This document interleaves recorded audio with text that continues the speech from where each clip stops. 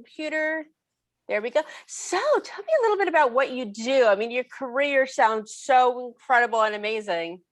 Very kind. So, Sammy, this is year 19 of my practice, and I'm blessed that Curve Benders is book number 11. I work with large enterprises to drive innovative growth. And my wheelhouse, if you will, is this idea of strategic relationships. So, beyond the adage that it's not about who knows you, it's about who you know, and everybody understands that relationship's important. I actually translate that into new products, new markets, new market opportunities, new business models to really help individuals, teams, and organizations grow. That's incredible. And what made you get started in this field? It is really a really interesting meal of a couple of different ingredients. One is nature. I'm originally from Iran. For your audience, I came to the U.S. with $100, a suitcase, didn't know anybody, and didn't speak a word of English. And when you've lived abroad, when you work abroad, it is driven into you that the rest of the world builds relationships first, from which they do business. Unfortunately, as Americans or in a lot of Western cultures, we're so focused on the business part that only if the business part works, then we'll think about asking about their family or friends or kind of really getting to know them. So the disconnect between kind of who we are and how we show up, that was number one. And then nurture. I've grown up here. Early part of my career was sales and sales management, and then consulting, and then private equity. And I saw great teams take a mediocre idea, Sammy, to new heights. And I saw dysfunctional teams take amazing ideas off a cliff.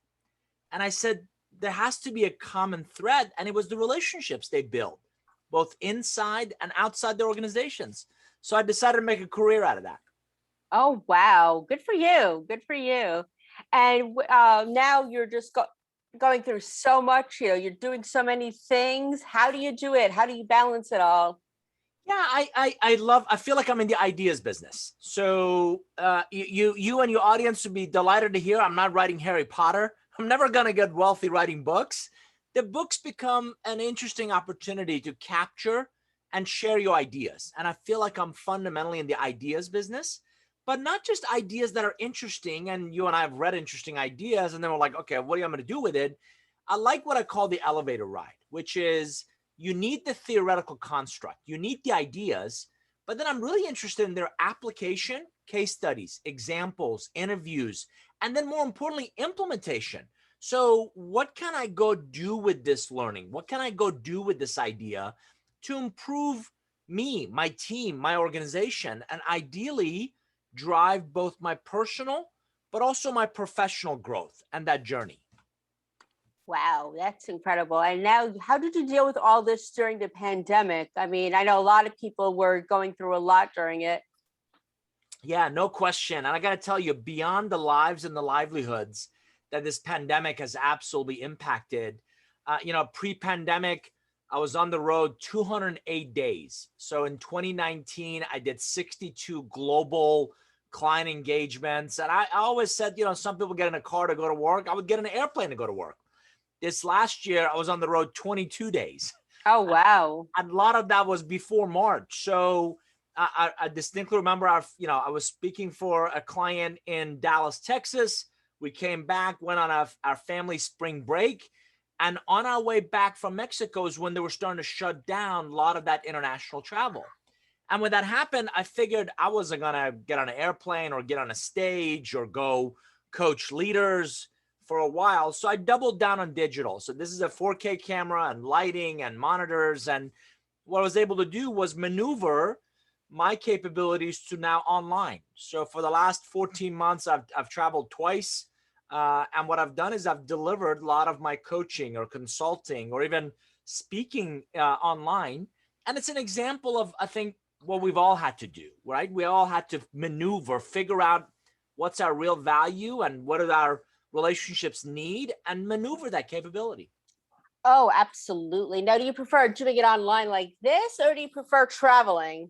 Oh my gosh. I listen, I've been a student of business relationships for the last 20 years. I don't think anything that I've certainly found is going to replace you and I meeting in person and shaking hands and looking each other eye to eye, and in any kind of an environment, it's difficult to read that nonverbal communication, the body language, and how people feel and show up, other than in person. But you know what? Until we can do that again, this is our next best chance, next best opportunity. So I miss traveling. I miss, dinner with clients. A lot of my clients become friends, and I've met their families, and I've been to their homes. And so I miss a lot of that. But honestly, I don't think like we're going to go back to 200 plus days on the road, because we figured out how much of this can work and how productive we can be through these types of interactions. Absolutely. I think my career actually thrived because of the pandemic, because I could do these Zoom videos. I can't always afford to travel because I do everything on my own, but I could talk to you. I could talk to people all over the world doing this. And I think it's been a weird blessing in the sense that it's allowed me to look at things in a different way. You're exactly right. And interestingly enough, not just you as an individual, but even small companies and even large companies, a lot of organizations weren't a video culture before this pandemic. And guess what? If we're not traveling and you want to have any chance of connecting with other people, this became the next best opportunity. So it's amazing how quickly we learn how to Zoom or Microsoft Team or Skype or any of these other tools that we may have not been that familiar with pre-pandemic. And by the way, it's a glimpse into what I believe is going to happen more to us in the post pandemic, right? So as we embrace greater technology, as we try to do more with less, and I wrote about it in Curve Benders, as we try to create not a work-life balance, because Sammy, I've always believed that's a conflict, that's a friction. And I don't know about you, while I'm on vacation, I'm thinking about the emails that are piling up.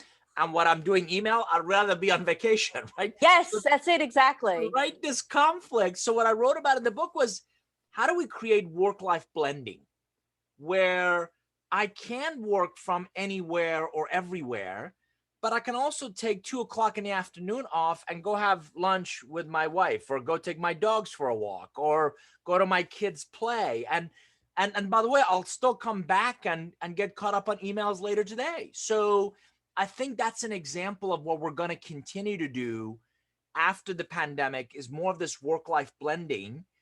And that will also be a huge boost, I think, in massive growth and this business renaissance that I think we're headed for. I think you're absolutely right. And I love it because my other job, I work at a university and now I work from home.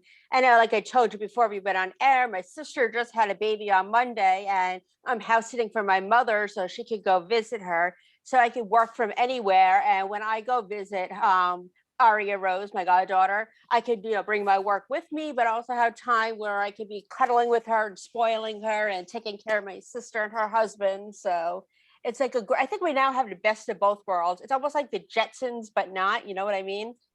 And you're exactly right. And I wrote an article in our blog, and again, I call it WFX, work from everywhere, where X marks the spot.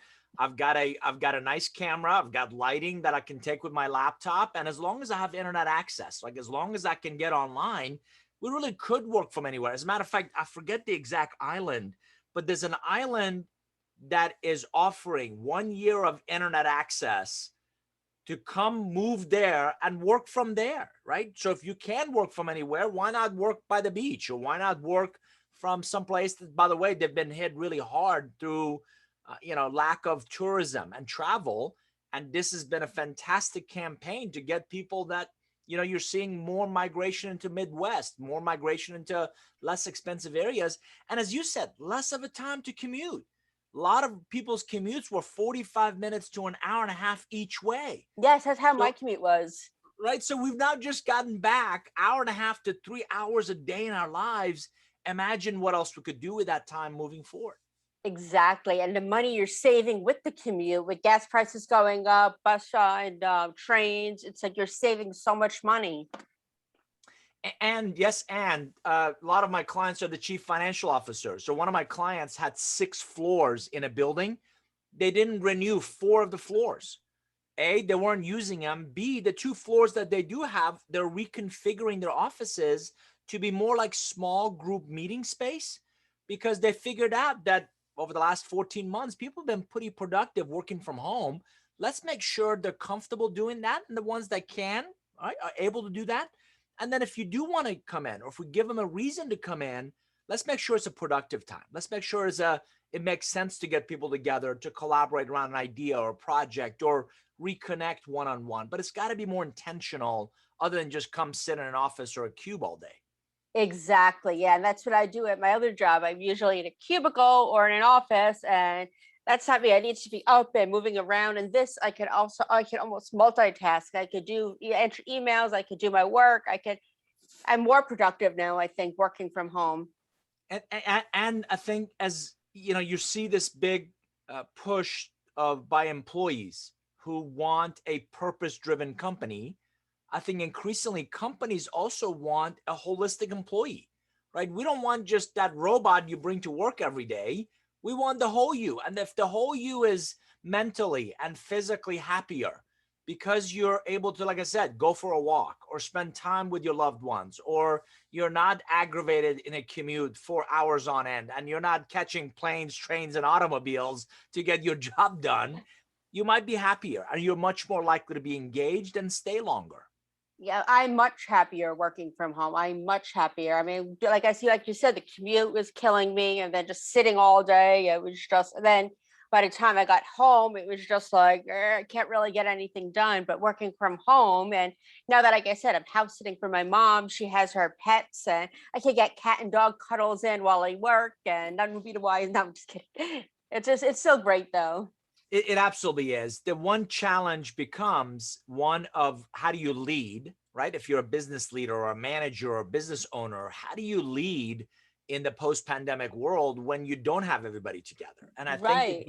it goes back to, and I think honestly, a lot of people right now, Sammy, are thinking all wrong about this idea of coming back. Number one, there's no going back, right? We're all gonna just kind of find a way to move forward. Number two, we just send 100 million people to go work from home over the last 14 months, and it's surprisingly worked okay, right? Yeah, So exactly. expecting them to all come back tomorrow just isn't going to happen. So instead of thinking, should we come back 2 days or 3 days? I think the real opportunity is to rethink, reimagine that work. And the question I keep asking managers, the questions that I wrote in this book and I keep bringing up is, as a manager, as a leader, do you care about output? Do you care about how many hours Sammy spends on doing something? Or do you care about the outcomes that she creates? And most people say, well, I create about outcomes. Well, the problem is pre-pandemic, we would measure your productivity by the fact that you showed up. Well, if you don't show up, if I don't see you every day, are you still productive? Yeah, You are if we focus on the outcomes you create, not just the exactly. output. That's exactly it. And I think it's incredible. Your book is incredible. And where can people buy it? Sure. So if you can buy it on Amazon, Barnes and Noble, anywhere you buy books. If you want to learn more about me, Nour Group, nourgroup.com is our website. And if you come to nourgroup.com/forum, we've built, Sammy, a really cool private online community where about 2,500 people are there. I'm there every day sharing unique ideas, resources, and events. Would love to have you and your audience come join us. I absolutely will. Thank you so much for today. I truly appreciate you. And I can't wait to talk again in the future. My pleasure. Good to see you. Good to see you too. Have a good one. Take care. Bye.